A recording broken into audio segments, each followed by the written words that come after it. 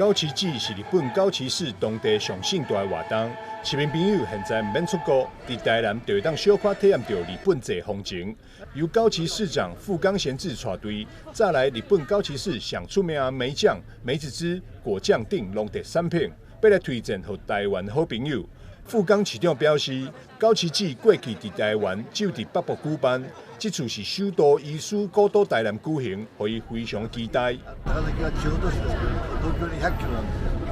でもそれでもね、台湾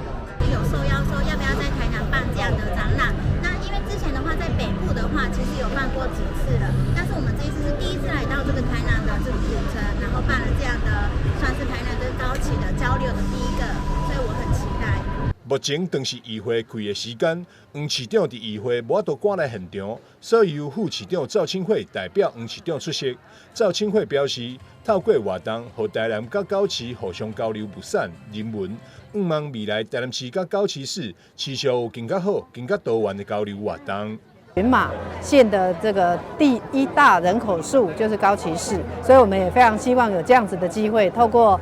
物产的这些交流，可以充分了解彼此之间它的这个丰富的物产，还有丰富的人文背景。那我们希望市民朋友可以借由这样子的机会离我们火车站也非常的近，可以在这边欣赏到，或者是观察到，或者是可以购买到这个高崎市非常特别的农特产的加工品。那也希望我们未来2市的这个合作跟交流，可以跟过去我们跟群马所建立的关系，再更深化、更进一步，跟高崎市有更好、更多元的交流活动。高崎市10月25到27，一连3天伫台南大湾北广场举办，现场有真侪高崎市的名产提供给民众试食选买，还有安排日本打磨彩绘以及演出表演等。